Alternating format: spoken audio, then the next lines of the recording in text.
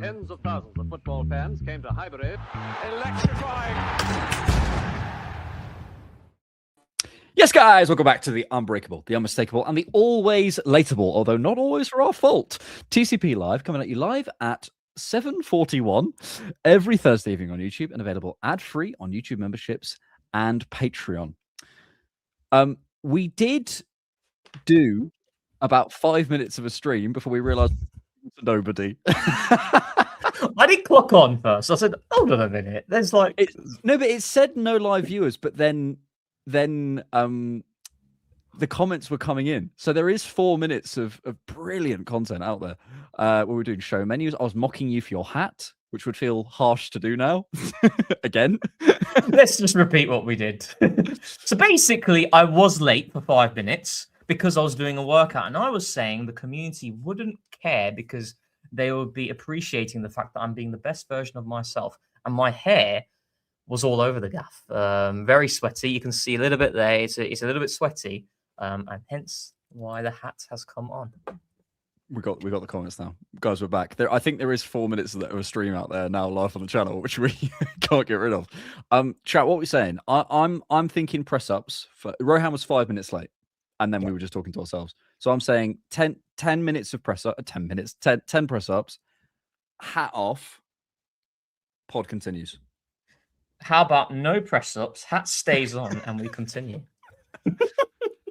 You're a good bargainer. Tonight's chat, we are doing, we're going to talk about the Inter game. We're going to talk about revenue at Arsenal, because there's some good numbers come out from Lou Class, as Rohan would say. I would say Deloitte. And Deloitte today. We're going to talk about the January window. We're going to talk about our throw-in coach, who's giving secrets away. We're going to talk about Kai Havertz. We're going to talk about Manchester United. And we're going to, of course, take your questions and interact with you guys, because that's what we're here to do on TCP Live. Thank you for being here. Thank you for being here on a Thursday night. We appreciate you guys. If you're joining us live, thank you for being here. If you're joining us on a post record, on the post stream, let's call it that. Thank you for being here. Genuinely, I sound like I'm being sarcastic. Thank you so much for being here. I love doing this. I love chatting about football. Love the community. Love all you guys. So thanks. Rohan. Aww. I've shaved my beard too much. What did you have the trimmer on? I look how patchy that is. That is bad, isn't it? You still got the line though. The line's there, but it's too patchy. But yours grew quite thick, didn't it? So it'll come back pretty quickly, I'd assume. It goes thick, but I think I have it thick so it doesn't look so patchy. What did you do? Like, did you just pick the wrong did you go pick the wrong trimmer, or? I didn't shave for ages, and it got to Yeah. I'm not going to say the word. I was getting that. You know exactly what I'm thinking. Yes. It got to things were getting stuck in it. Yes. Level. Or getting like food in it and all that. Yeah. So then I went right, and I'm going to go down one from my normal level, and this is it. But I feel like naked. Do you know what it is also with beards, right? And I'm no beard connoisseur, as you can see, right? Or a hat connoisseur. Or hat connoisseur. I think this hat's quite nice, actually. It's really cozy. It's really cool, man. It is very cool, and really cool. Yeah. And anyway, so with the beard, right? Do you know people? Right, maybe this is being quite mean, but you know when they've got like hair near their lips, that's a bit like grim, isn't it? Yeah, that's really grim. You can almost see it happening to me. It's like, or when it like gets, it's like down past their lip. Yeah, but if it's like halfway past your lip, come on, what are you doing? What are you doing now? What if people in the audience have a mustache lip? And again, I'm no beard connoisseur, right? It's not a beard connoisseur. But I think that's a valid critique on people's beards, if it is of that ilk. It's good analysis on people's beards. What I'd say that is. Do you know what I think we should start with tonight before we go into the football? Yes. Durful P says, should we send pictures of our beards? Sure. I mean, well, we don't need to. We're here. We're right. Yeah, but if you you can't put them in the chat. You should be able to do that on YouTube, like put pictures in a chat. If you're on the Discord, do it. See Yeah, I put it on the see Discord. what I Put it on did? the Discord. And So you can gain yeah, priority on whatever your promo. stuff. Yeah, Um, kind of fumbled it as well, actually. starting with thumbnail check, and I have to say, Yeah. the effort that has gone into this is Yes. unbelievable. Okay, right. I think at some point, Rohan, when does it become like sort of we need to up our? Can you see that? Yeah, I can see it. We need to up our podcasting game to match the thumbnail. Yeah. That is excellent. And to be fair, I'll tell you why it's excellent, because these are all you. oh my, what? All the dwarves are you. Oh, for God's sake! Maybe I thought you were going to say it was the canon community. Maybe if they were all stood on top of each other, you'd be as tall as me. said the guy was 5'11". It's so good. It is. Border got a bit of critique last week, and I think it was unwarranted because I'll tell you why. He was Storm. I forgot what the storm was called. What was it called? The recent storm, Storm Jericho or something. The storm. Yes, and Forder was impacted by the storm, so he didn't have as much time to do the thumbnail. So there was a little bit of AI in it, and he got absolutely ripped to pieces. Oh, okay. Not having any of that. We're not having any of that negativity here. No, but people don't like AI, and I think it's fair. I That's true. sort of I would never use AI, but I used it as a joke for something in a TDK video, and a lot of people were like, don't do it. And when you're like, yeah, actually, yeah, fairs. Like Yeah. 100%. But this is context. I'm giving context here, right? There's a lot of context. There was a storm. Forder was in the midst of the storm. So, chat, how many beers? You did this last time, and to be fair, just asking, how many beers? Go on, Alex. How many? I'm not answering about myself. It might. Let's just assume it's not yourself. It is me though, as Snow White. I'm not going to answer how many beers about myself as Snow White. 3. Yeah. Let me know how many beers in the chat. But for me, rating, Rohan? I'll give it a 9.1. I'm deducting it marks because I was all the dwarves. He's fuming. This is easily a 10 for me. I don't know where the hidden Rohan is. 40 might have to help us out, but it is fantastic. There you go. Ford is actually helping us out with more thumbnails, even more serious thumbnails. But on TCP Live, we like to have a bit of fun. I'd legit buy a print of that thumbnail. Says Nujwal. Nugwa. Maybe we should do it. Maybe we should start the. Oh yeah, you should have it right behind. Celts is saying one beer. Jesse says 5. 4 beers and a psychiatric. Yeah. When does it become too many? In which, all right, you're struggling. Too many what? Too many beers. Oh, I see. Before you actually can't do the deed. I see. Before you can't process where you are, kind of like you still know where you are, but you're all right. I'm struggling now. 7 pints, and I'm cooked. That's a very good effort. Yeah, 7 pints. Very good effort. Yeah. Right, should we talk about football? No. Why don't you do all the waffling at the start of the show? Go watch the other content on the. You're looking like a sailor actually today. Yeah. Yeah. You look like a very sophisticated sailor. Thank you, Rohan. Yeah, I'm liking it. I'm looking like apparently Toad, a toad or something. That was one of the big comments in the main pod. A toad. Do you think when you get enough feedback about something, you might need to take it on board? Which is a good place to start for Inter Milan. Yes. Really enjoyed it. Good game. And that's it. Great. Thanks for watching. Enjoyed the game. Loved just accessing different spaces in the Champions League. And there's so much to be said about. There was some data out this week from Times Sport, talking all about like the lack of involvement from forwards this season, less goals from forwards. The highest scoring, I put this in a TDK video, the highest scoring winger, wide player in the league right now is Jared Bowen with 6. unless you count Semenyo as a wide player, which I think is harsh. Proper wide player is Jared Bowen with 6, which tells you where the league's at. So it's nice to have a bit of distance, a bit of space to actually play our football, play the ball into the center of the pitch, which is quite nice. But I think I got it wrong on Miles Lewis-Skelly, and this is where I want to start. I watched the game, and what I will say, and this is fair because of football analysis, is two things. Firstly, when you first watch a game, you always make this point. I'm coming on this reaction and I'm going, here's my initial response to a game. I probably have watched individually Miles Lewis-Skelly in the course of the game for about 90 seconds, something like that. Like when he's on the ball, a couple of moments when he's off the ball. So I'm making a judgment based on not much really. And then like some data and stuff like that comes out after. So you don't have much.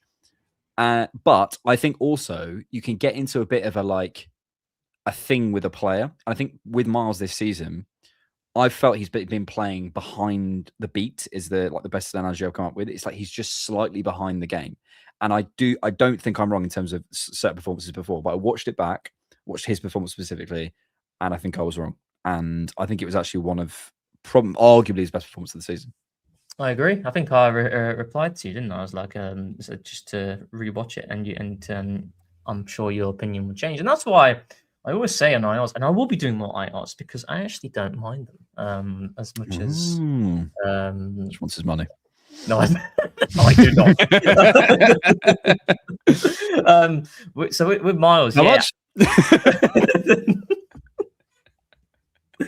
What it is I think naturally when you watch a player on first viewing, the bad moments stay in your mind, right? And the good moments don't tend to really get picked up unless they do something like magical. Miles didn't do anything magical in the game, but I would say at the start of the game, the first 20 minutes, he was really poor. He was really bad in the first 20 minutes. He looked really much off the pace. But then after that, he really grew into it. Some of his passing as well to get us going from deep was really impressive.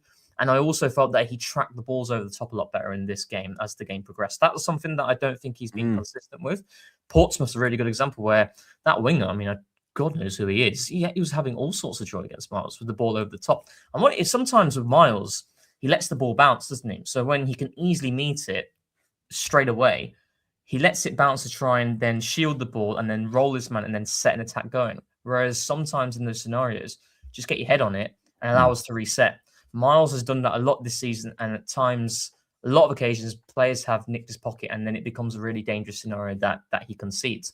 I thought he was a lot better in that in this game at times in which when the ball was played at the top, just heads it out for a throw and allows us to reset. Sometimes it's that simplicity that you just need to add in your game, and those bad moments then don't become a lot more prevalent when you're thinking about his performance in general. So, yeah, I felt that it was his second best performance of the season behind Atletico Madrid.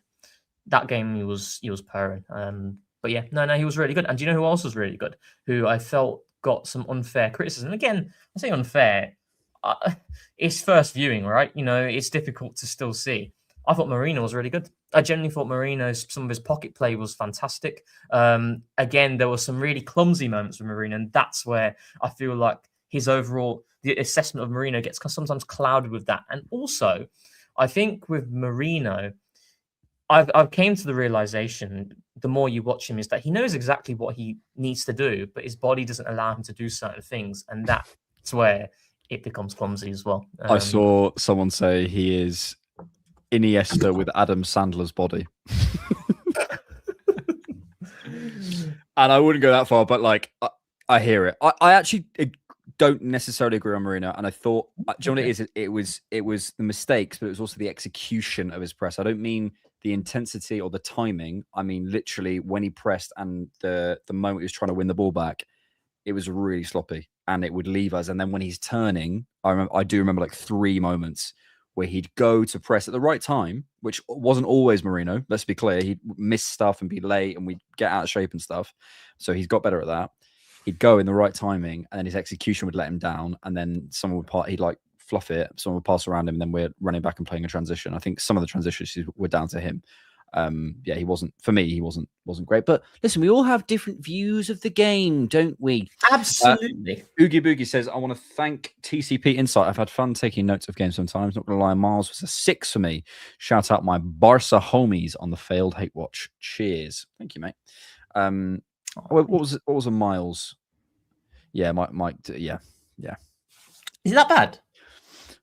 The hat. Yeah. The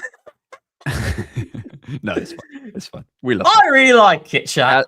If you like it, mate, that's what matters. It won't be there on. This was what's the phrase I'm looking for? It was absolutely needed.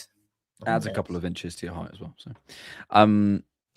yeah, I think for me, Miles was like a 8, maybe just below an 8, 7.5, yeah. 8. Yeah, like Maybe I don't think he was too far the other way. I don't think he was outstanding, but I thought it was one of his better performances. I'll be honest, I don't think Miles has been great this season. So I don't have a pool of games to look at and think, oh, yeah, this game is good. But this was more of like the baseline that Miles was giving us consistently last season. Whereas the baseline this season's dropped off. To be honest, it's just nice, like, and this is kind of a conversation about sort of Arsenal as a whole right now. Our biggest problems are, could we be a little bit better at attack? And yes, we could, absolutely. Like we can definitely be better at attack. And there's like 2 players that were like, you're not in your best moment. Yeah, that's about it. That's what we're complaining about. Whereas other clubs are like, is our manager, are our board like serious? That's the level of question mark, and it's lovely to be in that question. So yeah, it's also completely natural for a young player as well. I also, off the back of the Inter game, this data came out. So this is the best records for managers in the Champions League since 1992-93. Mikel Arteta has the third best points per game record of any manager, behind Hansi Flick and Jupp Heynckes. Obviously, Guardiola has the biggest sample. Obviously, Ancelotti has a bigger sample. Yada yada yada. But to be there, we have been under Mikel in the Champions League, especially considering I think it was like 7 changes from Forest. Yeah, 7 changes. We've been unbelievable, mate, in the Champions League, just as a whole under Mikel. And I think it shows. This is my question mark. And when we talk about the attacking, I'm really beginning to separate out us attacking in the Premier League and the conditions and what we look like in the Premier League and what we look like in the Champions League. I think that's been a big miss from me, separating out, because I've sort of thought we've had these attacking issues as a whole, but actually if you isolate the competitions, we've never had attacking issues, particularly in the Champions League. Really, certainly not to create chances. We might have had finishing issues. We've not had creating chances issues almost ever, I don't think. Even against PSG, second leg, bro, we created like 5 big chances. Yeah, I would say in 22-23, that was a season. No, 22-23, 23-24. No, 23-24. 23-24. I felt we did have some creation issues, especially against Porto. Do you remember that game over 2 legs? Oh yeah, no, that's fair. That's fair. Yeah, and then also when Bayern Munich made a change after around about 20 or so minutes, where they went very aggressive. They went a lot more man-to-man on the right-hand side of Lima, following Odegaard all the way in.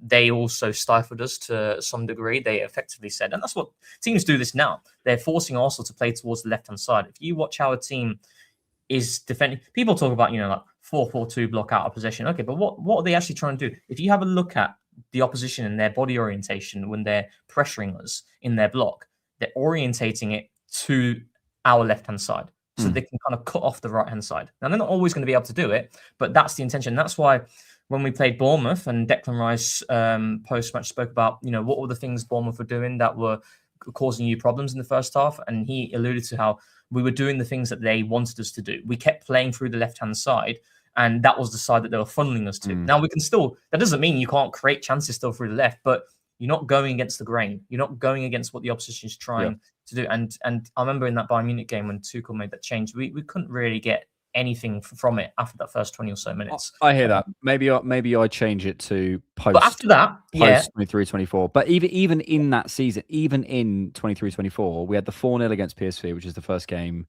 back in the Champions League, which I remember, and I just remember being like, we're back, baby. We had the 2-0 against Sevilla at home. We had the 6-0 against Lens.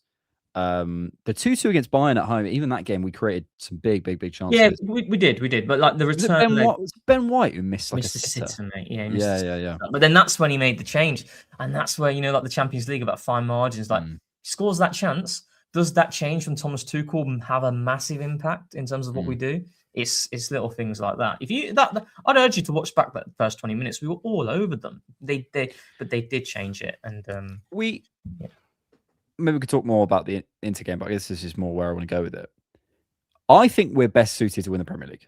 So I think we're the team that is not going to be the most exciting, but I think we have the squad, we have the we're playing the football that's most suited to the Premier League right now.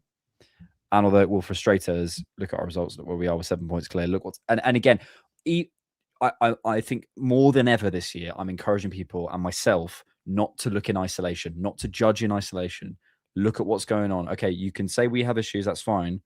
City, United, Spurs, Liverpool, everyone is having these like existential issues. Not, there's no one smooth sailing. We're like the closest to smooth sailing, and even we feel like, oh, we're not quite there. Maybe we're too in the conversation. But I also feel, Rohan, thanks for the super chats. We'll come to them in a second. I also feel Champions League. I don't know who's stopping us right now. Yeah, but when you say you're more confident in the Premier League, that's where I am as well, because the Champions League Prem and Champs double, baby.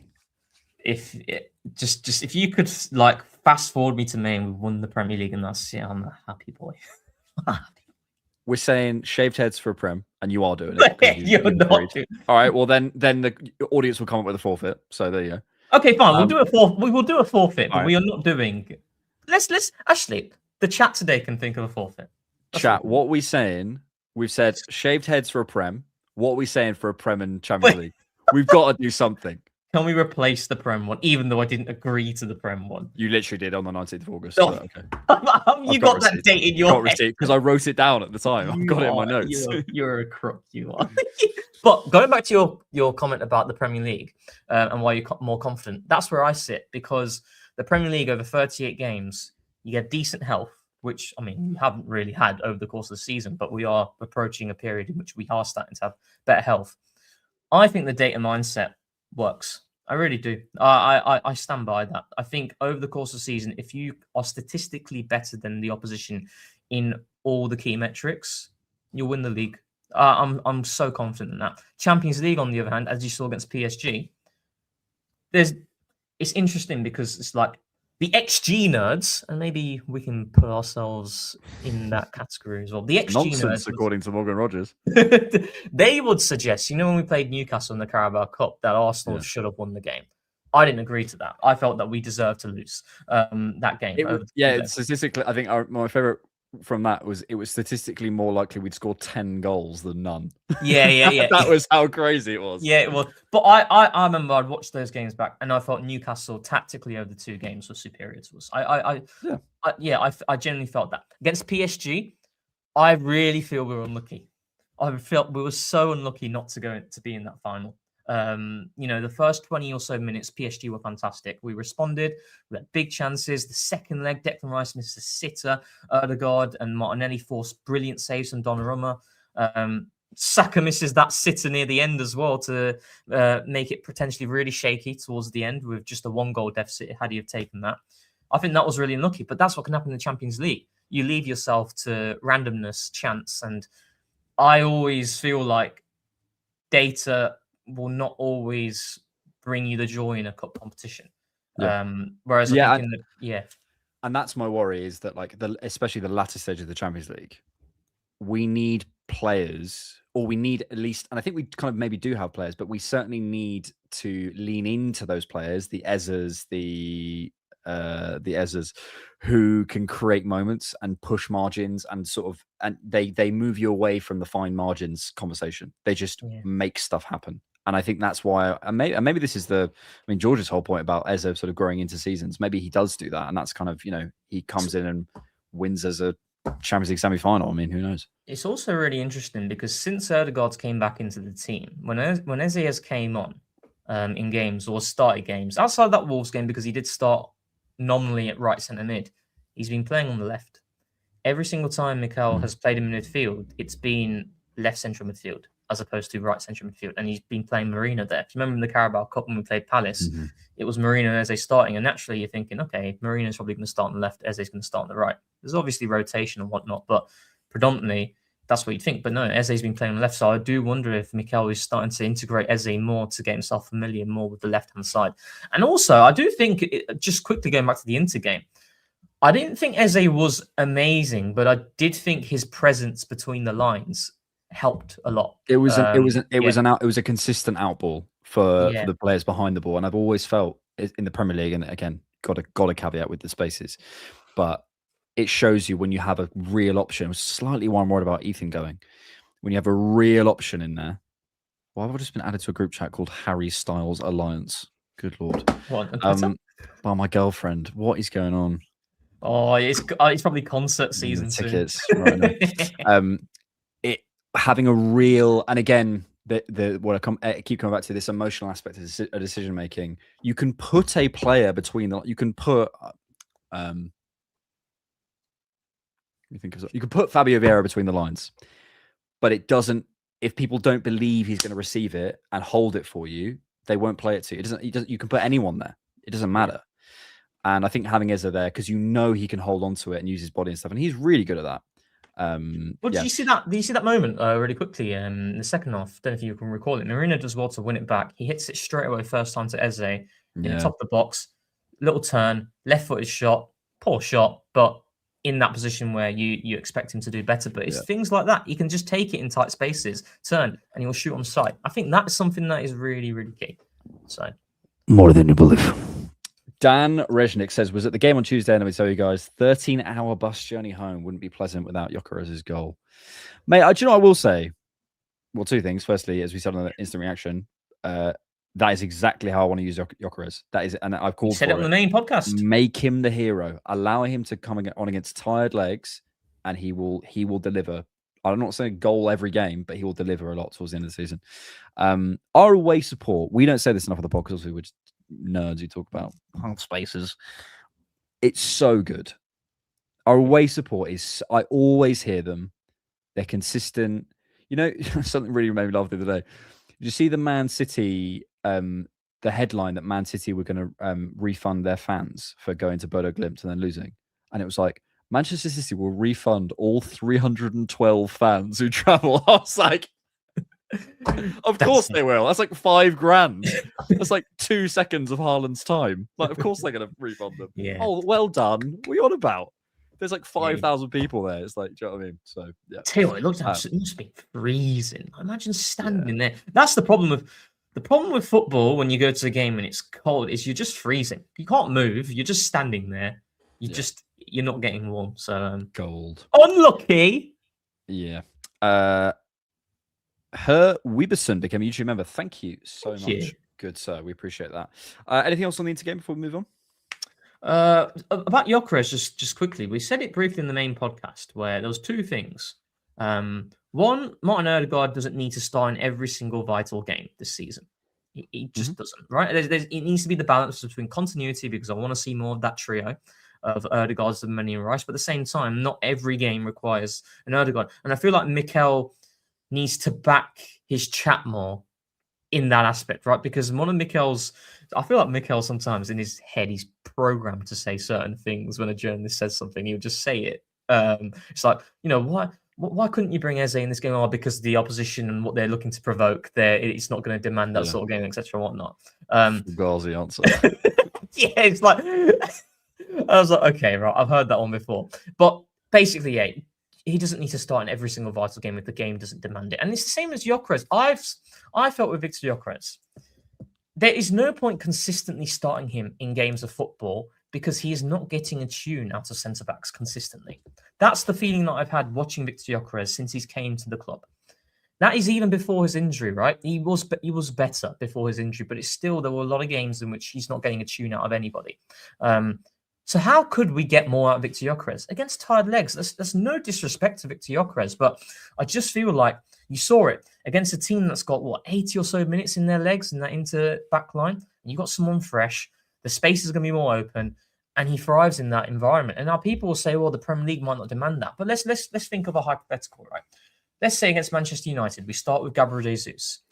The likelihood is come the 60th or 70th minute, Arsenal are going to be more likely to be in front, aren't they? Like in general, they are more likely to be in front. So what are you expecting Manchester United to do in the final 20 or so minutes? They're not just going to sit, are they? They're going to look to score a goal. So there's going to be space. So bro, this is what I've been saying for like 2 weeks, and I think, look, we have like the data that comes out about the possession loss and stuff. The club know that. The club know that. So it's up to them now to go, how do we best use him? And I think the way you say it is right. Finally, on the Inter game, Dan says, I'm from Czech Republic, guys, was in the home section doing the Gyökeres mask. And let me tell you, I haven't seen so many Arsenal shirts in the home section. Bro, we're massive. Genuine, everywhere I go. I'm telling you, when I went to Paris, I saw more Arsenal shirts than PSG shirts. Have you been to the San Siro? Have you seen it? It's going to be it's quite sad that it's going to be. I'm going to Milan. I'm actually going to Madrid in a couple of weeks, so I'm going to go do the Bernabeu tour. Oh, okay. And then I'm going to Milan I'm going to keep saying like that because I'm a wanker. March. You should definitely go and see it. I've seen Where? it. In Milan. In Milan. In Milan. Yes. That's how we say it down south, mate. Right. Amir says, do you guys think if Havertz can't get fit, it will seriously impact our chances of winning the big 2 trophies this campaign? Yes, Rohan, we had some news earlier. This was on one of my show menu bulletins from Isan Khan saying, Arsenal have concerns over Kai Havertz's fitness after his knee flared up on his recent return from injury. There are fears it could have long-term ramifications that could see the club forced to settle for prolonged management of his game time. Are we ever going to see him back consistently again? Oh, mate, you're right. It's been so long, hasn't it? It's been so 4 years. Yeah, it's been a while. Look, I think it's a shame. I think sometimes these exclusives come out and it's like, yes, it's true they're managing his return, but like inflammation. I'm not a doctor, but like there's usually a reason for inflammation, and you can manage it and deal with it, and I hope it kind of goes away. I'm sure they're on it. It's just taking longer than expected. I also think this season, I don't know this, but I wouldn't be surprised if it came out. A lot of the stuff that people could play through with injections, the stuff that people could train, things like that, they're not doing. Cautious. Yeah. We're being a bit more cautious. I'm almost certain. And we can afford to be. We have 2 centre forwards in Gyökeres and Jesus who should be able to win games for us. So and did on it against Inter Milan. So firstly that. I think the question I have though about this, I think Havertz will come back, and I think inflammation is normal after long injuries to have like little setbacks and little moments like that, and we don't always have those when players get injured, and I think we get used to just not having them. They do happen. So I think he'll be back probably by the end of this month properly. But I am concerned sort of more long term in terms of the output, the money output to output of in terms of minutes. I think that is a decent question about Kai Havertz. That is a decent question to say he is our, I believe, well, it depends what Saka's on now, but hasn't announced it yet. So, but presumably Saka's signed his contract. So he's probably our 3rd highest earner after Saka and Jesus. Are we getting enough minutes? And I think this end of this season is a big one, not to prove himself necessarily, although always, but also to prove the kind of the cost ratio, squad ratio, minutes ratio type of conversations. 100%. Maybe there's a few more that have surpassed Kai Havertz. I mean, we won't know until, because like a lot of people use like Capology for wages, and I've been told by people who are quite clued up on that side of the game that it's. I have a bit of a. Oh, do you? When I'm saying Kai Havertz is on 265,000, well, actually he won't be because that's pre-tax, and bro, I know I'm not looking for I'm not doing HMRC here. It's like I'm just getting a ballpark figure. Yeah. And actually, that doesn't include image rights. And actually, okay, cool. Also, you usually say wages pre-tax anyway, wouldn't you? Why would you Well, say? where it's just Yeah, yeah. like basically we need to know who are the highest earners, who are the lower earners. But basically, what I'm saying is, like, I'd imagine that Saliba with his new deal was probably surpassed Kai Havertz, and there's probably a few others. But your point is very valid, and that was what I was going to throw to you, because I do think I said at the start of the season that Kai Havertz this year is one to prove himself that he can give us the consistency and he can give us the availability, because he's been out for a year and he's still not played barely any games, barring a cameo against Portsmouth and a little cameo against United in which he got injured in the first day of the season. So, yeah, I think we could be looking this summer window, another summer of massive change across the forward areas that's needed, because there's a lot of uncertainty. So we do. I think for me, a dream summer would be 2 big forwards. Yeah, I don't think it's going to happen, but yeah. Really What do you reckon the club will do with Kai Havertz? Do you think there will be, let's say Kai Havertz isn't able to consistently get back to playing? I don't know how you can kind of justify a new deal, really. No, you can't. I don't think you'd have to. I think these next 6 months they'll know obviously more than us, but they will have to. The next 6 months in terms of his fitness will dictate probably whether he goes this summer. I wouldn't be surprised, because also one of the biggest pros of Havertz is his legs and his running and how much running he gets through. And yeah, if he's unable to, but I don't know. I think if you read the article, I read it earlier, it's like they're managing him, and there's been a few setbacks. It's like, okay, you're not saying he's like cooked forever. Like it's a completely normal, like he's had a long-term injury. He's come back. He's gone into, full contact and gone into full training, had a bit of a setback and some inflammation. We are where we are. Like, do you know what I mean? But still, on the other side, there is a wage conversation. There is a fact that what you're relying on from Kai Havertz is to get through so much running. So that is a question mark. I hear that. But yeah. Also, what about that? That kid looked decent, didn't he? I thought, where the heck does this guy came from? When he held off mascara and got the shot off, I went, oh, hello. Yeah. Then we had to get the parent on. It's like, okay, you're bullying our son. Let's get on the big dad. Gabriel came on. Stop bullying my son. Daniel Burke says if we win the quad, I'll get a TCP tattoo. Oh. Also, I reckon if Arsenal win the Premier League, you have to do a high rocks. I will not be doing that. Although I'm back in the gym this week. I'm fine, and I think I'm back in for good. Oh yeah, because I finally enjoy it. My relationship with the gym. You wouldn't know. It's like a chore, you said, isn't it? You wouldn't know to look at me, but it's felt like cleaning my teeth. It's like, okay, I'm actually enjoying it now. And the joy is, I've stopped counting. What I used to do is I'd go in, and I'd be like, right, I've got to do 4 exercises, and I've got to hit these muscle groups, and I've got to do this weight, and I've got to do these many reps, and I've got to do, and it's like a tick. And now I'm just like, I'm not saying I'm not doing the right things, but I'm just like, actually, I don't feel like doing 2 more reps there, so I'm not going to do it. And then the next time, I'm like, actually, I feel like doing a few more reps there, so I'm going to do it. And just going to like the enjoyment aspect of it, rather than like I said I'd do 8 reps, so I'm going to do 8. Well, I don't want to, so there you go. That's right. All I do is when I go to the gym, I say, okay, what am I going to train today? Okay, I might do a push day today. Okay, cool. We'll do a push day. I'll see how it goes. Also, it depends. God, also after work, I go to a leisure centre, so it's a lot smaller. There's so many people, and the problem is at this time of the year, and I do love it when people can carry it through, brilliant. But it's new year, new me, and it's absolutely flooded. It's carnage, and everybody's hogging the machines. Then after February, it starts to slow down because you've got the committed guys who are still there and committed girls. But all the guys and girls who are just using their 1 month free. All the new year, new me guys. That'll be me, mate.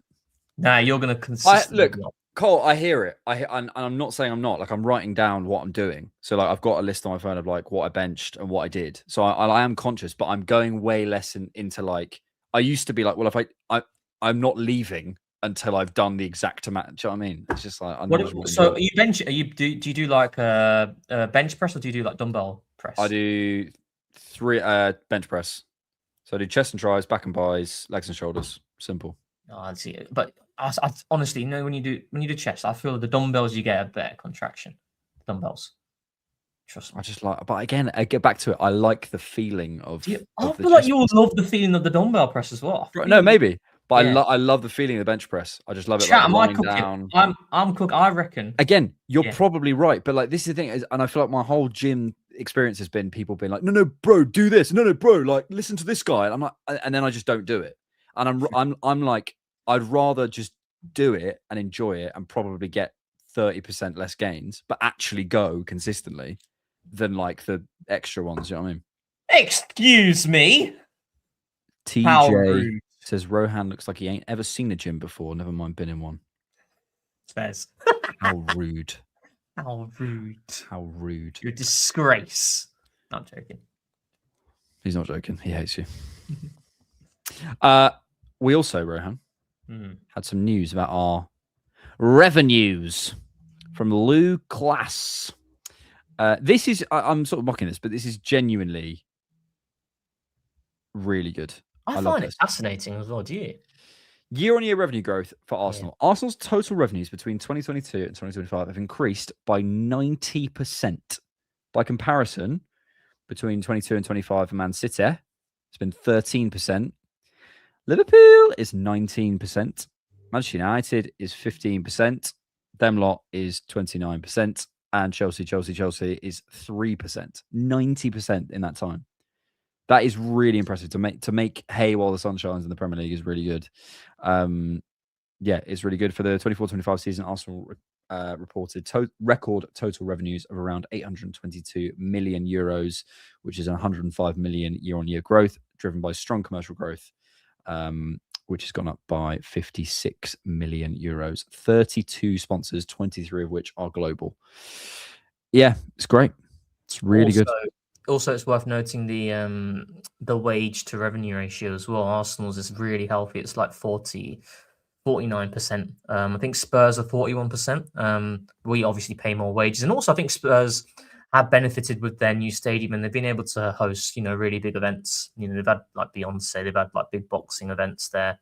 I think like that's something that Arsenal, when we're talking about how can we strive for better commercially, I think, in terms of using the stadium for match day events, I think we had Robbie Williams last year, actually. And he was great. I was there. There we go. So we had Robbie Williams there. I think that's where the interest also comes, where we saw recent, maybe a few months ago, about, the potential plans of increasing the stadium size and how much scope there is there. It's all down to getting that growth there. Because, back in the day when football, before the Premier League, the biggest revenue source for clubs was tickets, wasn't it?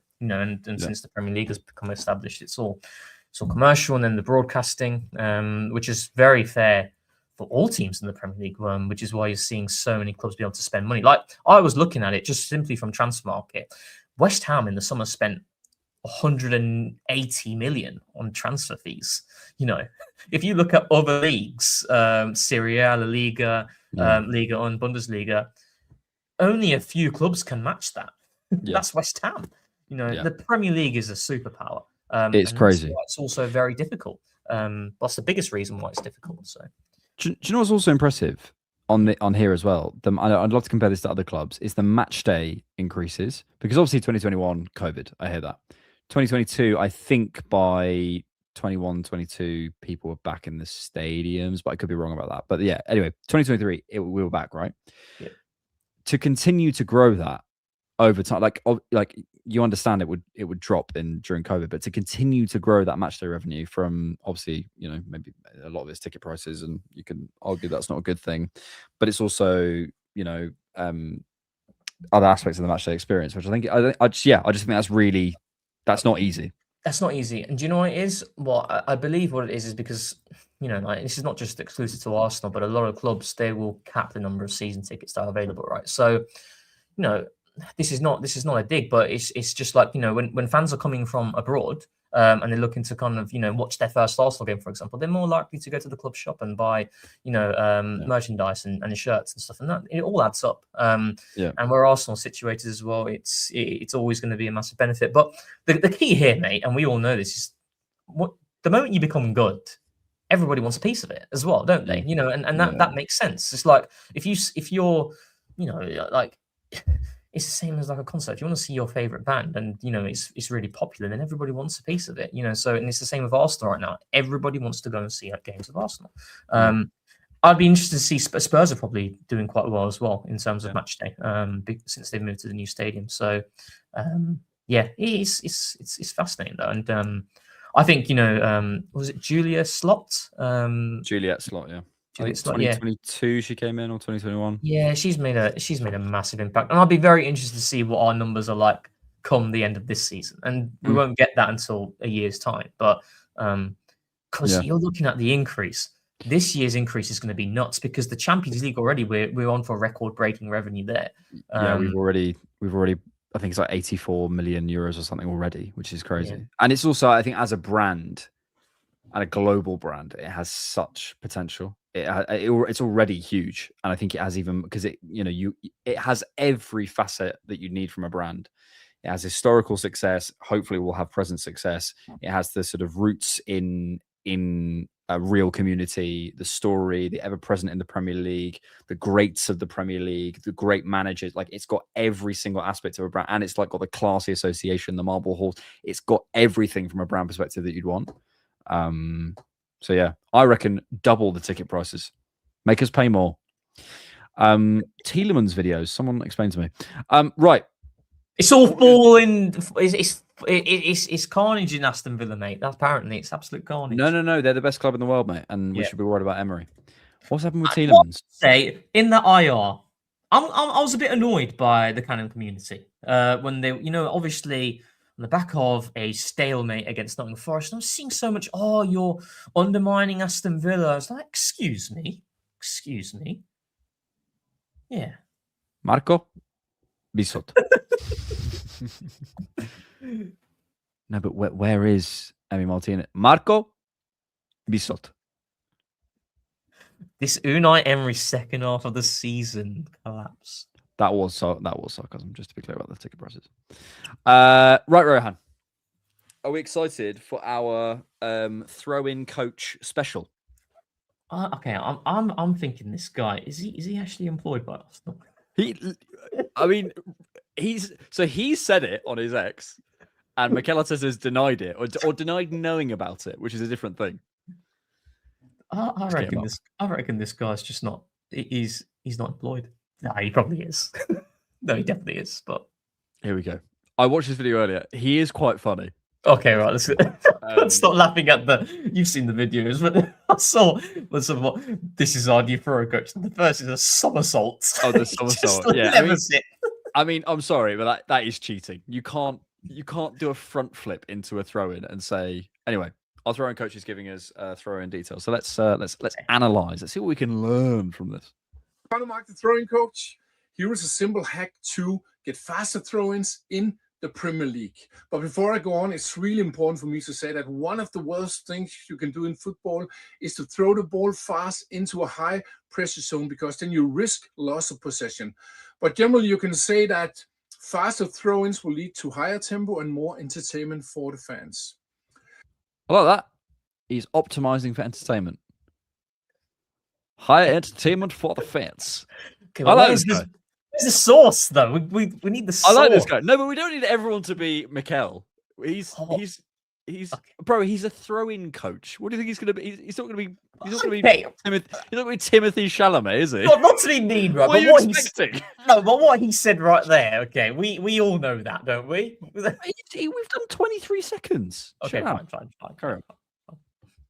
In the Premier League, there is a multi-ball system with 15 footballs. Did you know that? What? What did he say? A multi-ball system with 15 footballs. Hey? A multi-ball system with 15 footballs. So there's 15 balls in and around the vicinity. Didn't know that, did you? Did you? Insight. Okay, fine. One inside the pitch, one by the fourth official, and then 2 times 2 behind the goal lines.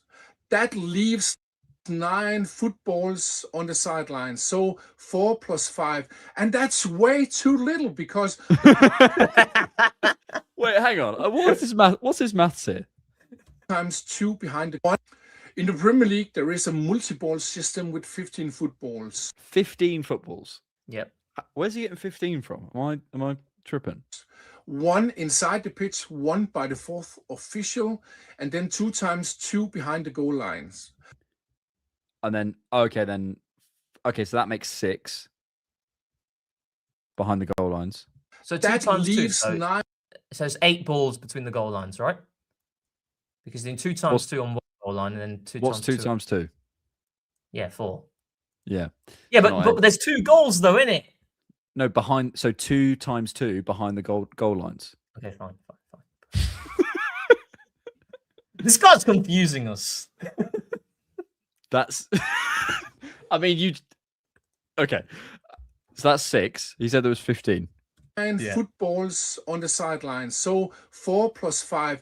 And that's way too little because the players have to run too far to get the ball. And the faster you can get the ball, the less time the opponents have to organize. So, Premier League, bring me 10 footballs along both sidelines, and then we'll see much faster throw-ins. Well, maybe we don't. Maybe we don't want to take them quicker. Yeah, maybe we don't want to. We'll do what we want. I liked his hand gestures as well. Like the it's like an old school YouTuber. This guy. It's like the you guys so. Right, this guy is just trying. So I thought I knew maths before that video, and now I feel like I don't know maths. So I've not really learnt anything. What he's saying, my knowledge of maths has decreased. I mean, I love that he's titled the video "How to Get Faster Throw-ins in the Premier League" and just said more balls. Oh, basically, he's just had a rant. He's just had a rant of the Premier He wants League more final. balls. So he's saying you have 2 either side behind the goal lines. You have the one in play, you have the one by the 4th official, and then he wants 10 either side. So 20 on either side. So then you get. But is he cook? Because also there's a potentially a new rule coming, that you have to take a throw in within 8 seconds. I think. Oh really? Yeah. So he, Yeah, that's. I mean, he's quite a character, isn't he? He's quite a character. I tell you what, though, you know, be careful. You have to make better throw-ins, mate. You have to do it. Mikel's like, I'm sorry, we employed you. I don't know who you are. Bless him. All right, he knows what he's doing. Right, he clearly knows what he's doing. What I will say though is we have had a couple of situations where we've done really quick throw-ins. One of the recent examples was against was it? It was recently. It's against Portsmouth. Oh, was it Portsmouth? No, it was. Yeah, Ben White took a throw in and we scored. Was that Portsmouth? Yeah, I think so. One of the goals against Portsmouth was from. Yeah. That's it. So maybe he's he's stamping his authority. Maybe he likes to touch balls. I genuinely thought. I'll be honest. I'm a bit disappointed with that video. I'll tell you what. Yeah, I thought I started watching it earlier. I thought there'd be more insight. So I thought he was going to say, okay, what we want someone hit there, and then we want someone there because that's going to give us the advantage. We just came out of that of him ranting about the lack of balls. And fair enough, but yeah, here we go. Thomas Grunemark. This is peak TCP live, by the way. Why a 8-second throwing countdown will be bad for football and good for me as a throwing coach. There has been news about that IFAB consider a 8-second countdown of throw-ins because of time wasting. Oh, good lord. He's got there. Yeah, he's looking bro's been in the gym. Bro's been on the dumbbells. Maybe he has a Patreon. Should we get him on the pod? What we've got the reach. You've got the reach. Should I DM him? Yeah. Should I DM as well? He did actually like when he tweeted about coaching at Arsenal. But you know what's interesting is when he said he was coaching at Arsenal, the post had a Christmas tree in it, and this was in the middle of January. But I replied quite early, and he saw it and he liked it, so he might, maybe I could slide in. You go, hey, it's the guy the guy's comment you liked. Would you like to? Yeah, do you remember me? I love that he hashtags his own name. All right, this guy's. I'm not convinced by this guy. Hashtag Thomas Grunemark, who Mikel doesn't acknowledge. Do we all genuinely think he's employed? Who knows? Are we employed? That's the question. Before we get on to the United game, January window. There has been some rumours, Rohan, that the Dutch press are reporting today that Ajax are having a look at Christian Norgaard's situation at Arsenal as he hasn't been able to get game time. But there is no appetite at the moment for Arsenal's side to allow him to leave. So that's that. That's the biggest rumour. That is the biggest rumour we have in this January window.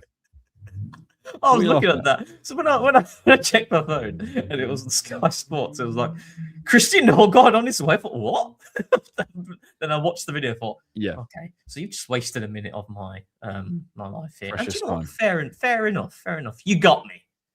Yeah, but it's absolutely nothing. I did say at the start of the window that I felt nothing's going to happen in this window. I didn't expect the Ethan Waneri loan. I didn't expect that. We'll talk about that in a second.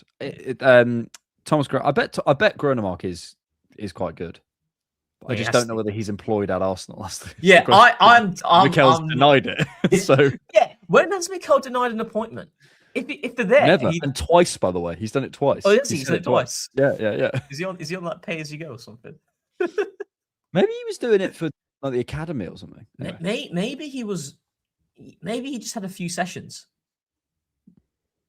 Maybe he just had a few beers and thought, "I'll work for Arsenal." How funny would that be? He just lied.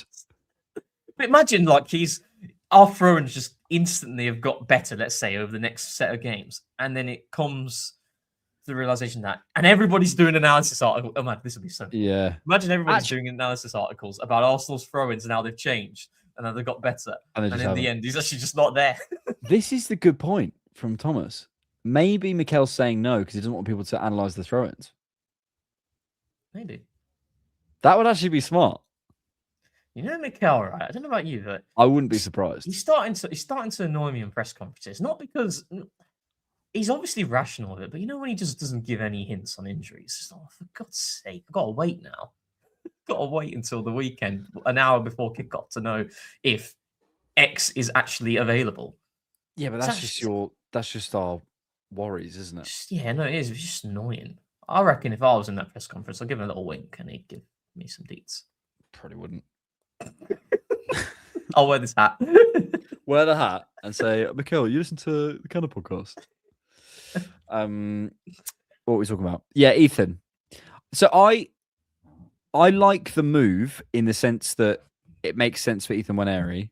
Yeah. I just worry about numbers. And maybe I'm not being rational and people will go, oh, we've got so many numbers, bro. And you can play Havertz in there, you can play Miles in there, but he doesn't. So different conversation, isn't it? I worry a little bit that we've got enough, Alex. We've got enough. No, I do. And do you know what it is, though? Bench, Rohan. What I will say, right? Who's going to get on the bench when everyone's fit? What I will say, I mean, in terms of my anxiety of a bloated squad, this has certainly helped me in that regard. Huge for you, mate. This is huge. Well, I'll say I have been frustrated with the lack of Ethan game time this season, personally. I think there have been a lot of games this season which he certainly could have featured more in. I think he's played really well when he's been given opportunities as well. And I do think he's our best pocket player in the squad. Best in the pockets in terms of being able to receive, turn, carry, drive. I think he's better than Eze in that. I genuinely do. In tight spaces. So, yeah. Do I agree with that? I think he's the most fluid in terms of when he receives on the back foot and turns. Not both sides, though. He's better in the right pocket, as is better in the left pocket. But yeah, that's fair. But I mean, we're not seeing a lot of Ethan in the left pocket, though, right? As well. No, true. But we have seen Eze in both pockets, and I think he's better. And receive, I don't know. I think about the same. Ethan's very smooth with it. That's the thing. Yeah. No. Who's saying Cam's back? Hopefully. Ethan's very, very smooth with it, and so it looks nice. But I don't know if he's our best pocket. I don't know if I agree with that. We found something we don't agree with each other. But in terms of the move, yeah, I think he's learning under a coach that, he is a trendsetter. I do think, when you talk about like coaches that are trendsetters in terms of ways of playing, I think if you look at a lot of the principles that teams use in the Premier League, it does come largely from Roberto De Zerbi. I think sometimes, when you hear about, this new tweak that we've used or something, it's like, I don't know if that's new, but I do think, the certain De Zerbi principles that you see. I mean, it was crazy, right? A proper full court press. And usually what happens when we are facing a full court press is we'll look to go long to hit the spaces. De Zerbi's like, no, we're keeping the ball on the ground. We're keeping the ball on the ground. We're going to play through this. And you're thinking, how? How are you going to play through this? And they've managed to do it consistently. So yeah, I think also, I think it's a good move for him, for sure. I don't know. Maybe I think you're being worried. I think you're worried because of what's happened at the start of the season, like the first half of the season, perhaps. No, maybe. No.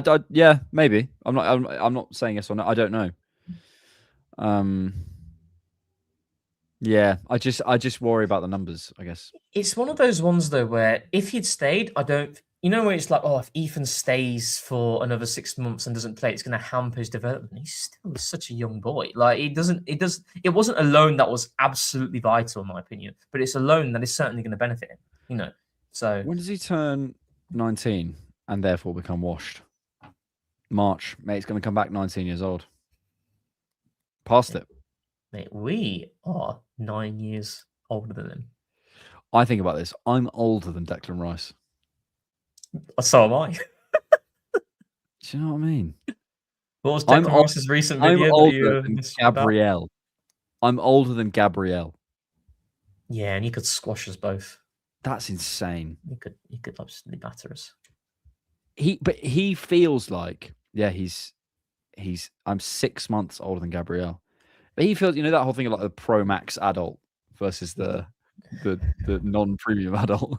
When is it? Okay, we're going into a midlife crisis. But when is it actually the point in which we're old? I don't feel old. I feel all right. I think. I do wonder because the next birthday is going to be 29. Jeez. Yeah, you're getting on in football terms. You're not. You've got to be hitting the peak now. Back in the day, when I was playing FIFA, I'd always go on FIFA Fanatic, and I'm not buying anybody else who's above the age of like 21. I'm building a young teenage squad, and I'm selling them when they hit like 23, and I'm getting the next gen. That's what I'm doing. Yeah, it was something that was kind of the best part of the game, is like growing the. Yeah, seeing them grow, seeing them go to like 70 to like 85. Like, yeah, that was good. When they're like 85, like, just bin them now. We've got quite. I'm not saying we've got an old squad. Dex just turned 27. Odegaard's 27. Ez is 27. Gyökeres is 27. Gabriel's 28. Ben White's 28. Gabriel Jesus is 28. Marino's 29. Raya's 30. Trossard's 31. Kepa's 31. And Norgard's 31. Do you know what it's going to be? It's when Saka's like 26 and you're like, oh. What's he right now? 24. Yeah, when he gets 26. Yeah. Alex, great name. TC7. Who would you like to be a backup for Rice and Zubi? No idea.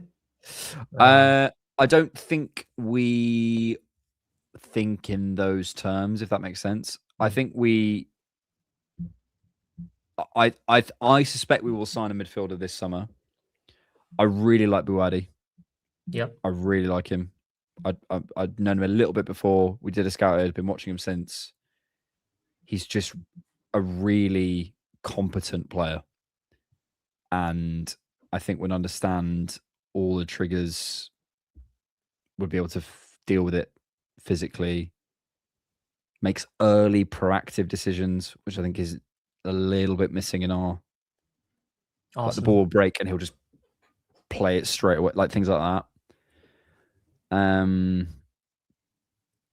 Good age.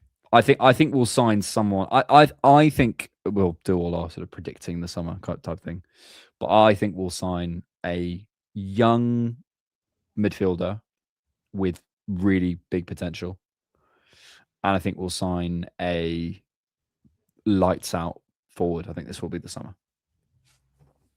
Yeah, I mean, I'm hitting the forward. We thought we did that last year, but yeah, exactly.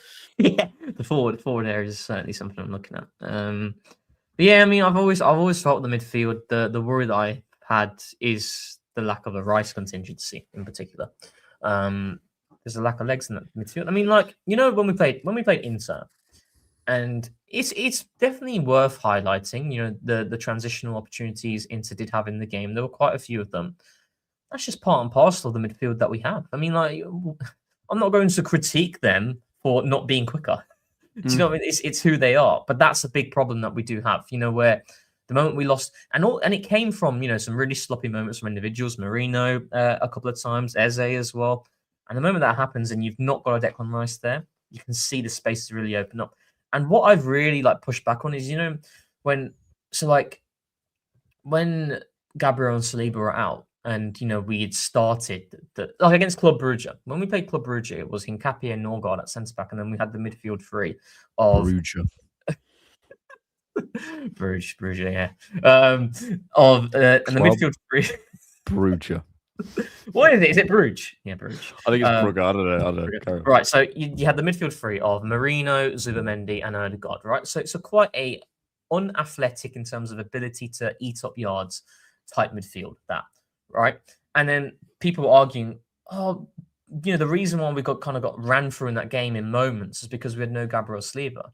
I disagree with that, because they can only mark their designated markers. They can't mark the players in the midfielder market. You need someone there who can really give you that ability to go up and down. And we didn't have that, and that's what's happened at times against Inter as well. So yeah, I genuinely think this Arsenal team will give me more confidence if we can get that beast in midfield, that just like bleak test vibe, athletic. Yeah. Monster. And especially, where the league is going, and you know, it will change again. I think there'll be. I think the Shirkies of the world will be the thing to sort of shift the league, because unfortunately, it's been people like Declan Rice is the Vogue right now of the Premier League, and Szoboszlai is like the Vogue of the Premier League. I think it will shift again, because you can't keep people there. And also maybe available. Yeah, I think it will be properly technical, two-footed magicians will be, and I think we might be looking for one. And it's always when you least expect it, right, for that transition to occur. Like it's like right now you don't foresee those types of ballers being able to have a real, you know, consistent influence at a time in which teams have just become so much better defensively without the ball. Yeah. But it can happen. It can happen just like that. All it takes is a couple of tweaks here and there, and boom, you've activated a clear weakness to what teams are currently doing right now. I don't know when that will happen, but it's always when you least expect it at times. I wonder where we'd go. Like, let's say, like the positional play Vogue. Mm-hmm. Like, where would you? What signing is that? Like, maybe it's like Bernardo Silva arriving at Man City, or something like, or like Fernandinho. When that began to be a lot more prevalent. Yeah, when everyone started copying it, because I think we'll look back and see Declan Rice going to Arsenal as the start of this like hyper physical, win your duels ball that we've got. I just generally think when Pep Guardiola came to the league, that's when you started to see it become more consistent. You know, teams have adopted like certain principles throughout footballing history, but I think, you know, like a trendsetter, Pep Guardiola is a trendsetter. Almost every top team uses his way of playing that being developed by previous greats of the game. That's if you're on Cruyff. So yeah, I would certainly say it was his arrival to the Premier League. That was the big shift there. I think when Pablo Mari signed from Gymnastique for €200,000, that was up there as well in terms of like a big shift for sort of the league, but then also probably sport as well. Gymnastic, just like sport in general. Do you know what I mean? And I think he changed the position. Do you know what I mean?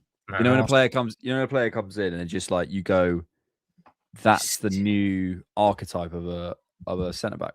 See Mikel, yeah, that time he was like, I want a left-footed centre back. Who you got for me? I got you the next best thing, mate. He did all right. No, I will not have Pablo Mari slander. He was fine. What? He was really? Fine. He wasn't good enough, but he was fine. He wasn't. But Mikel signed him for free in his first window when he had no prep time. Yeah, fine. If we look at the finances involved, yeah. But if we actually just look at the player, he was not good. He was rubbish. He was fine. He was rubbish. Right. This is classic. This is young people, isn't it? Today, it's young people today. They can't allow things to just be in the middle. Everything's extreme, isn't it? See, these young people, everything's so extreme. Everything's so black and white. Where's the grey? We can't. He was not good. But Jim Milton, you're going on about Lukaku. That's one. I get it. It's one game, and he made the mistake. Was it the City game? He made a big mistake. Sterling score off like his thigh or something, or like something happened with Sterling. That was David Luiz. Oh, David Luiz, that was it. I understand that. Yeah, I'm not suggesting in any way that. Mate, don't accuse me of gaslighting. It wasn't just the Chelsea game. There was so many other games he weren't good. Fair enough. If you're going to if we're going to talk about like the fee and how he was free, yeah, cool. I'm with that. I'm completely with that. But if you're telling me about Pablo Mari, I will die on this Pablo Mari. You're telling me about Pablo Mari as a player. That guy could not. I will go down with this ship. I will put my hand up, Pablo Mari. Do you know what there was actually no white flag above this centre back? There was a time I'm in love. There was a time which Arsenal fans will be. Listen, I've had my fair share of stinkers. Yeah, it's all out there to be seen, right? But when Arsenal fans were saying Rob Holding and Pablo Mari was our best centre back partnership, we're finished. So what does that tell you? At the time, he was all right because they were wrong. No, but there's Gabriel was it? We know that now. No. But your judge.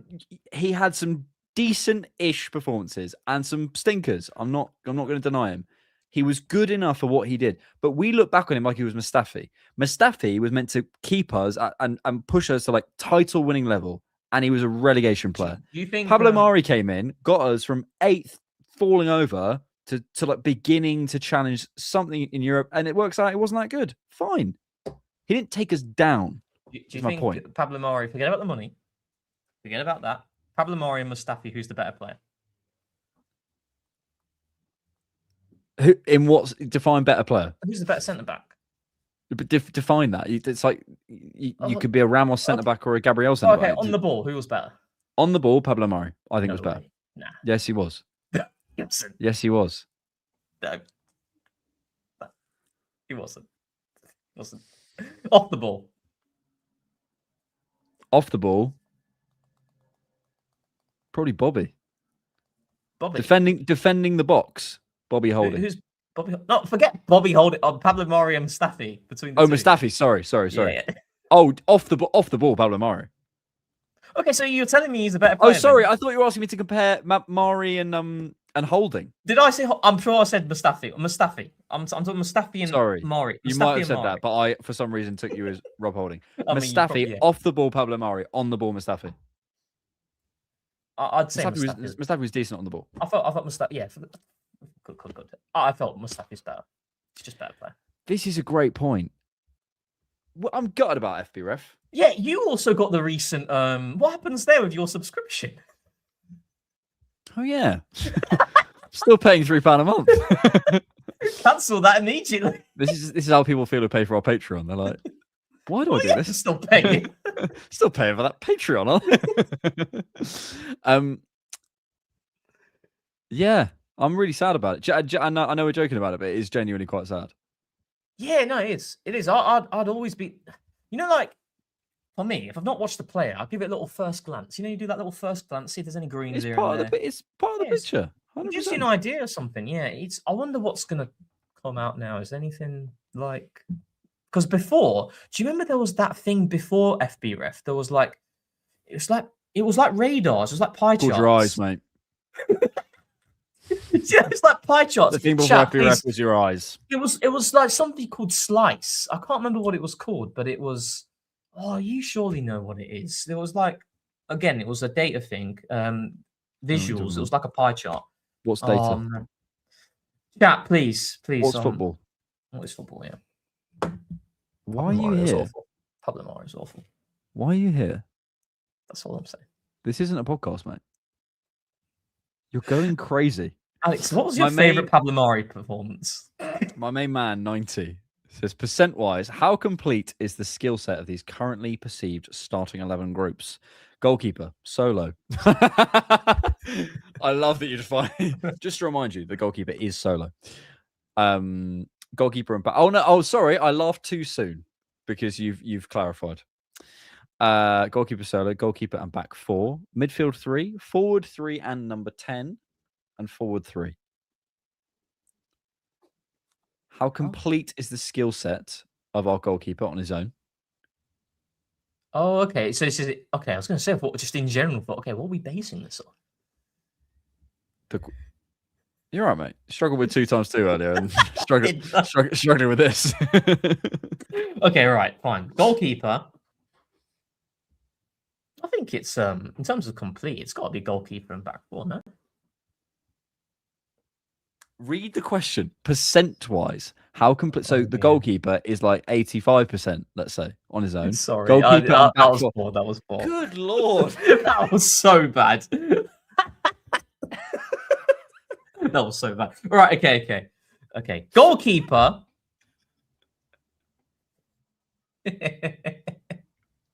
Sure, nobody's watching anymore. Oh my god, this is actually the most viewers we've had all night. God's sake. Right, goalkeeper, I would say 90? 96, 97, 94, 95. Yeah, probably higher. Because realistically, what's he not got? I would say the absolute elite 1% shot stopping. He's a very, very, very good shot stopper, but he's not outside Courtois. The box in particular. Like outside the box. He's not Courtois, like, do you know what I mean? Yeah. And his height. And that's about it. Yeah. He can claim crosses, he can pass off both feet, he can play as a centre back, he commands his box, he communicates with his back line, he's agile, he's springy, he's good 1v1. Maybe 1v1 is the thing, like maybe like elite Alisson 1v1. Again, maybe not. He doesn't have a lot of Get opportunities. 1v1. When is he 1v1? When is David Raya 1v1 like in open space? It's very rare. That's proactivity off the ball. What we did the other day, was it against Inter or Nottingham against Forest? Maybe your Raya off his line agenda might have been cooking if he'd made a mistake on that Forest. But what? I am always right. All right, zoom back out now, please. Right, so what was okay? If we're being really nitpicky, under pressure, clip ball with his left foot. Yeah, especially when his body's turned. Yeah. When he's got himself, if he's got himself turned on his right like that, he can still get the ball across him. Yeah. When he's turned like that, he spoons it every time. Yeah, because so it's like if you picture the scenario, guys, right? So, do you ever think you're in too deep? Yeah, I'm in. The fact that I know that.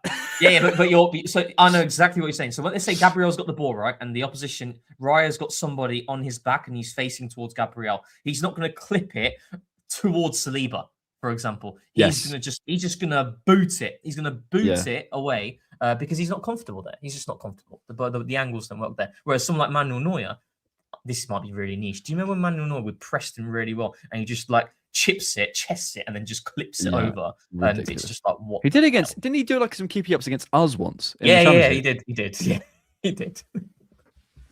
So, but we're talking about percent-wise, right? We've got to be critical. So I think that's got to be considered. Not for everything you want from a keeper, I'd say 90, 94, 95, 94, 95, 96, 94, 95. Something like that. I'd say like 92 because his height as well, you know. Yeah. But that could also impede him in other areas. But I'd say like he's not, you know, he's not the tallest. So that does. Right, we can't take as long with the other ones. Goalkeeper and back 4. I think we're missing a little bit of running and a little bit of passing quality in our like first choice back 4. I'll go like 98% with class. 96. Midfield. Just because I think we miss like someone who's got a pinger, like a Van Dijk pinger. That's fair. I think we're beginning to see more carry from both Gabriel and Saliba, and their on-ball influence is unbelievable. And I think we miss a little bit of athleticism in the fullbacks with Timber, maybe not Calafiori. Midfield 3.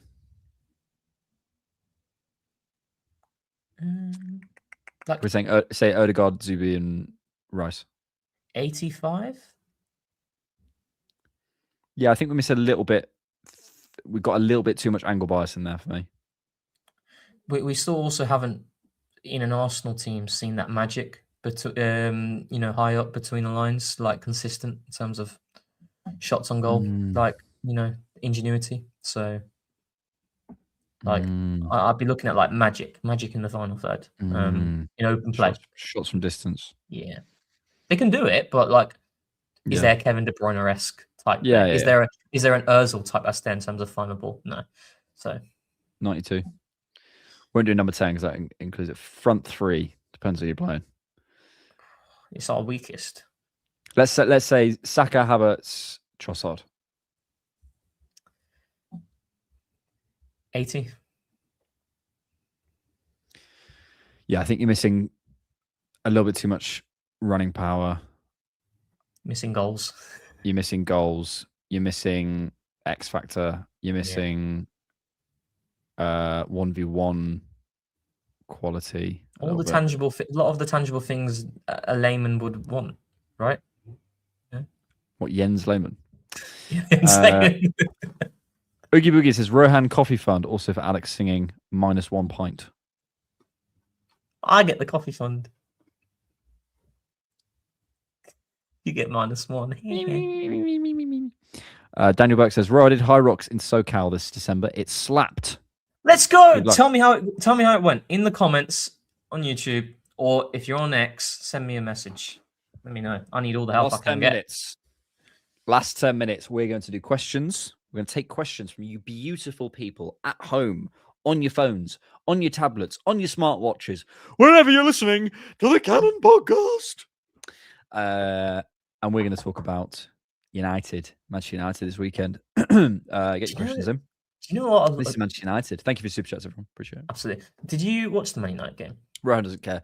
Can you see what happened there? He sort of tried to brush it off because he doesn't care about you guys. I do. Yeah. So when it comes to football content awards, favorite podcast, and then you all vote for Rohan. Yeah, remember that. I'd love for us to get into that. Maybe.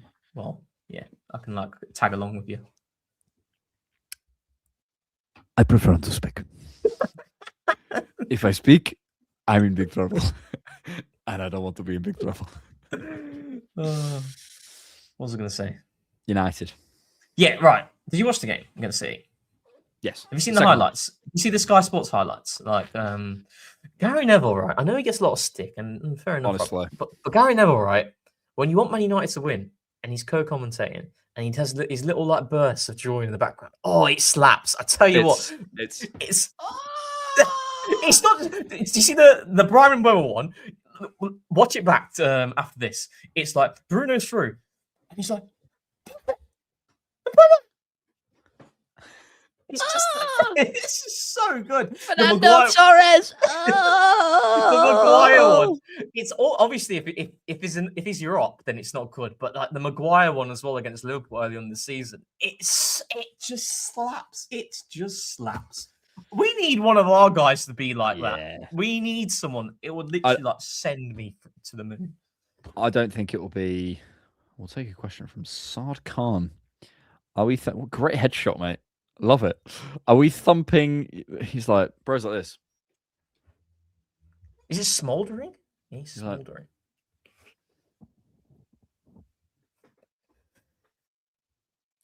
Are we thumping United this weekend? I don't think they will be able to play at the same pace as they did against City.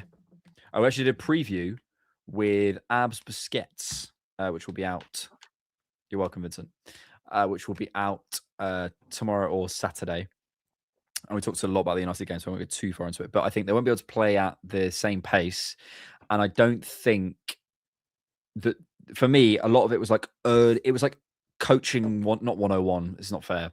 Michael Carrick's a good coach, but like it was like overload to isolate, runs off the last line, rondos. It was a lot of like create a triangle and one touch. That's what I want. Like it was a lot of that. And I think if we're allowed to impose our game, a lot of that will fall apart. I think their technical level will go, their heads will go, and all the it was very, for me, it was like very like you sit in the block and you stay calm. It was very, and then the wingers it was very like by the book. Yeah, Yeah, exactly. I mean, what they did, right? They were really good. Can't deny them. But if you look at some of the principles they use in that game, it's kind of like standard practice for what teams tend to do without the ball. Genuinely, it's like standard practice. But what they did is they implemented it consistently over 90 minutes. That's the key, right?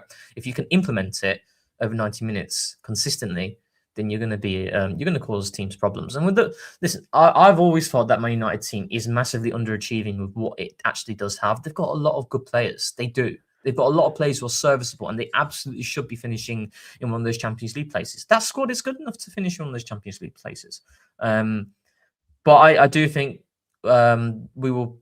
I mean, naturally in the big games, we will go there and we will press. We will go there to try and win the game. We'll look to play on the front foot. But even in the high press, there's sometimes a little nuances that are a little bit conservative to respect the opposition. That's what will happen against United, just to see how the game develops. You know, you won't see us go completely full on 1v1 across the entire pitch from the get-go unless the game demands it. Unless it demands it. Unless when like certain situations happen in game where they increase their distances between players, then naturally you have to go man to man. But we'll try and keep it as compact as possible. And to see what they've got about themselves. So I think if you're expecting Arsenal to kind of blow them out of the water in the first 10 no, I don't think so. I think we'll ease into the game and see what their plan is. Exactly. We're going to go. Where are you trying to hurt us, and then we'll adapt.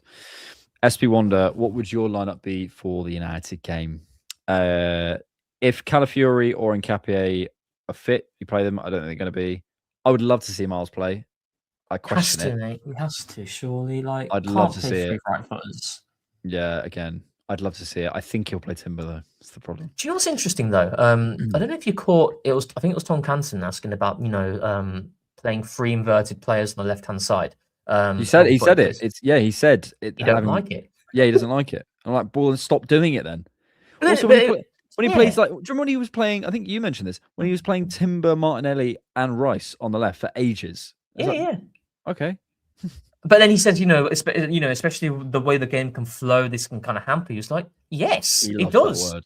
He loves especially, doesn't he? Yeah. It's like, okay, then was Miles not in the condition to play, or like, am I going mad? Is Miles not left-footed? It's like, what? And especially the way the spaces were being occupied, because the way we were trying to hurt the opposition, especially with the timing of the rhythm, we cannot play Eze. Sorry. I would go David Razzles.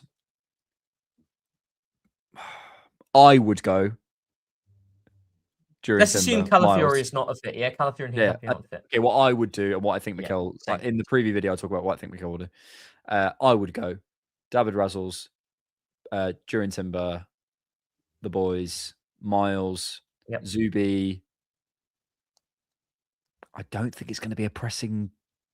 No, Odegaard, because I think it could develop into a pressing game. Odegaard, Zubi, Rice, Trossard, balance, Trossard, Martinelli, Jesus, Saka. That is what I would do. I think I'd go with Trossard instead of Martinelli, but I agree with that. What I do find interesting, what I do find interesting, right? So this is where, I find Mikel really, when we spoke about, how he likes certain relationships to develop. That game against Inter Milan, what did he start across the front line? He started Jesus, Saka, and Trossard, right? And what was that game? It became a game that was very high press, And on paper, you're thinking, that's not a trio that will give you the optimum solution to combat that.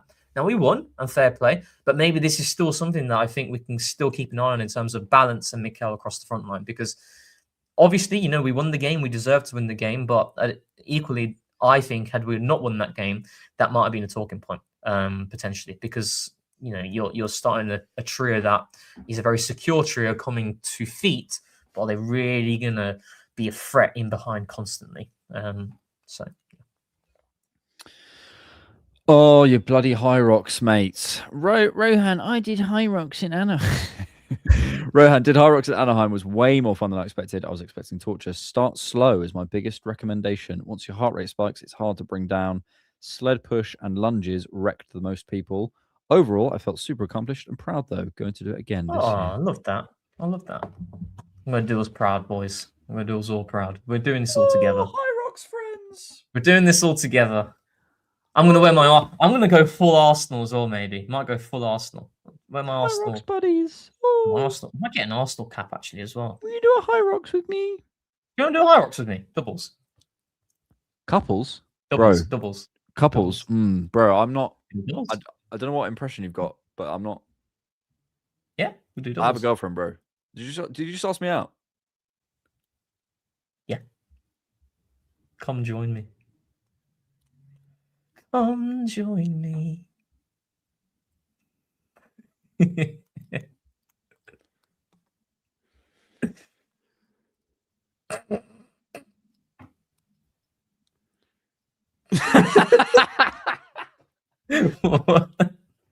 Pause. Do you remember when we did 4 minutes of podcasting earlier and no one saw it? Have you deleted that, or is it just there? I deleted it, yeah. I deleted it. Oh. Should we see how my TDK video is doing? Oh, the pick of Callum in the training is an old pick. God damn it, apparently. Oh, 2 of 10. What are you doing? Just looking at my personal success. That's what I'm doing. Thank you all. That was a joke. Thank you all for joining us on the Cannon podcast. Rohan, what happened this evening? Rohan asked me out. We spoke Also, when about... did you have a red jacket on? I had it like it was here. I had it at the start of the show, then I took it off. Oh, damn. Then I I got literally cold thinking, again. So I turned the heating off. I turned the heating off earlier on, and it's got I think cold. my hair's got drier now as well. Take it off, go on. No. No, go on. No. Go on.